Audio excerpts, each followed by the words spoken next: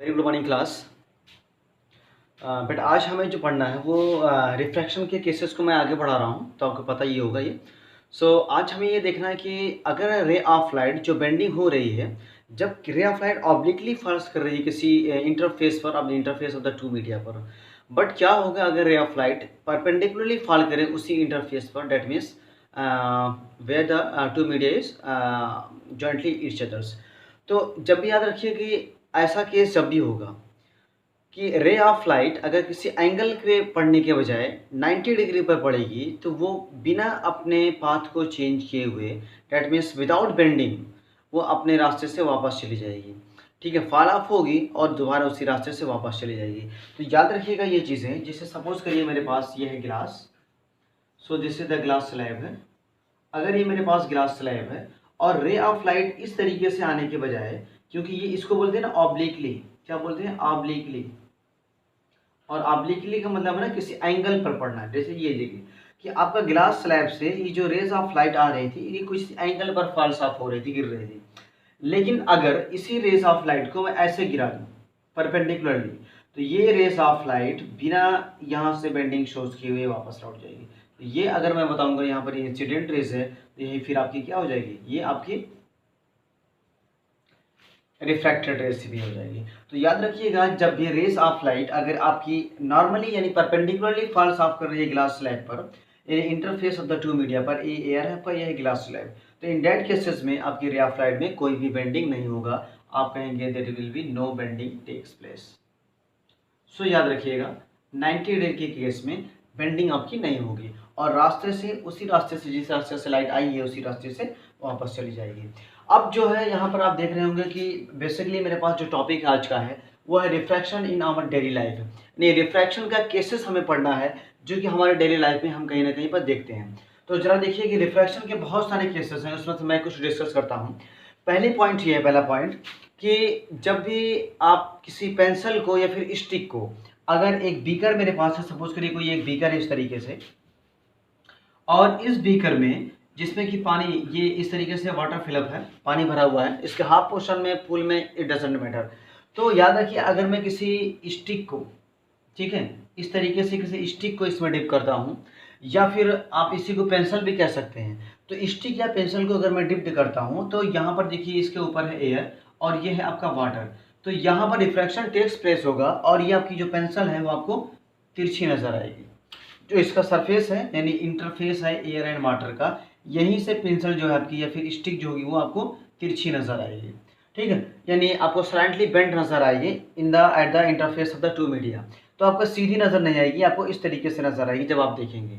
इसी तरीके से दूसरा एग्जांपल अगर आप ले लें, तो अगर इसके बॉटम पर जो आपका, ये मैंने व्हीकल लिया है, इसके अंदर पानी है, यहाँ पर अगर मैं एक कॉइन रख दूँ, इसके बॉटम पर कॉइन, तो इसकी जो एक्चुअल हाइट होगी ये इससे ज़रा ऊपर नजर आएगा। सपोज करिए इस बीकम यहाँ पर है 10 मीटर, तो याद रखिए कि यहाँ पर जो कॉइन होगा हो सकता है आपको 6 मीटर या फिर 7 मीटर ऊपर नजर आएगा। एक्चुअली इसकी जो हाइट होगी वो एक्चुअल हाइट से थोड़ा सा स्लाइटली एबव नजर आएगा।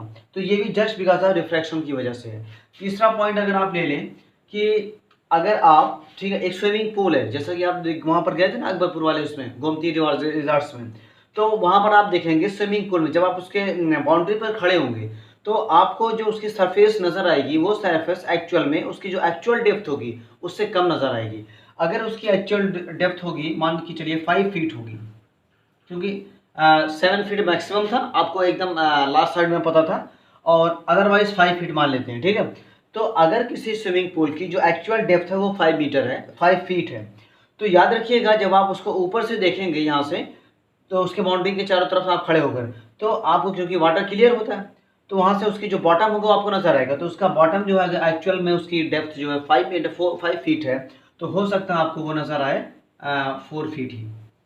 तो याद रखिएगा कभी आप जंपिंग मत कर दीजिएगा, हाँ, कि मतलब आपको स्विमिंग पूल आपको देखने से आपको कम गहरा नजर आ रहा हो और आपने जंप कर दिया, आपको स्विमिंग भी नहीं आ रही है, तो इन डेट केसेस में याद रखिएगा जस्ट बिकॉज ऑफ रिफ्रैक्शन की वजह से ये चीज़ें आपको यहाँ से शो हो सकती हैं। कि कभी भी आप यह देखिएगा कि जो उसका बॉटम होगा वो आपको कम गहरा नजर आएगा जस्ट बिकॉज ऑफ रिफ्रैक्शन की वजह से, बट एक्चुअल में उसकी डेप्थ ज़्यादा होगी। इसी तरीके से अगर आप लेमन यहाँ पर रख दें, ठीक है, तो लेमन भी जो है इसमें क्या होगा, वो आपको उसकी एक्चुअल हाइट से ऊपर नजर आएगा जबकि जो है हो सकता है वो उससे कुछ ज़्यादा नीचे हो उसके बॉटम पर, आपको लगेगा बॉटम से थोड़ा सा उठा हुआ है लिमोन। तो इस तरीके से बहुत सारे आपको, अच्छा देखिए यहाँ पर ये भी है कि ये जो ट्विंकलिंग ऑफ स्टार्स है, ट्विंकलिंग ऑफ स्टार्स, ये भी रिफ्रैक्शन का एक केस होता है ट्विंकलिंग ऑफ द स्टार्स के केसेस में। तो याद रखिएगा ये तमाम के केसेस से। देखिए एक चीज़ और है, जब अगर आप किसी कोई आपके पास बुक हो, जैसे ये देखिए मैंने लिखा नो बेंडिंग, या फिर मैंने लिखा refraction in our daily life. अगर मेरे पास ये मैंने लिखा और इसके ऊपर मैंने एक ग्लास स्लैब रख दूँ, मैं आपको ग्लास स्लैब दिखाऊंगा, ठीक है। बेसिकली एक रेक्टेंगुलर शेप में होता है इस तरीके से, क्यूबाइड शेप का ये होता है ग्लास स्लैब, ठीक है। तो इसी के थ्रू मैं रिफ्रैक्शन आपको करवाऊंगा ये प्रैक्टिकल में। तो याद रखिएगा कि अगर उस ग्लास स्लैब को मैं इसके ऊपर रख दूं, ठीक है, इस जो लेटर लिखा हुआ है यहाँ पर, इस लेटर के ऊपर मैं इस ग्लास स्लैब को रख दूं, तो याद रखिएगा ये जो लेटर होगा रिफ्रैक्शन, ठीक है, ये आपको बड़ा नजर आएगा और आपको रेज नजर आएगा, डेट मीन्स उठा हुआ नजर आएगा, ठीक है। तो ये तमाम केसेस है रिफ्रैक्शन की, याद रखिएगा।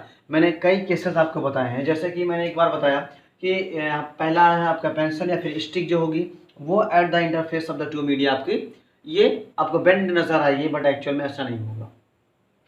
दूसरा मैंने आपको बताया कि अगर इसके बॉटम पर आपने कॉइन रख दिया है या फिर लेमन रख दिया है, तो याद रखिएगा ये आपको थोड़ा सा बॉटम से उठा हुआ नजर आएगा, ठीक है, बट एक्चुअल में वो बॉटम पर ही जाके प्लेस्ड होगा।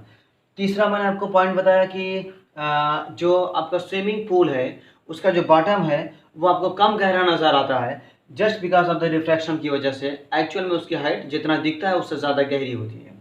इसी तरीके से मैंने आपको बताया कि अगर आप एक ग्लास स्लैब रख दें किसी एक लेटर पर, तो आपको लेटर बड़ा नजर आएगा और आपको बाहर की तरफ निकलता हुआ नजर आएगा, मतलब रेस्ट नजर आएगा, उठा हुआ नजर आएगा।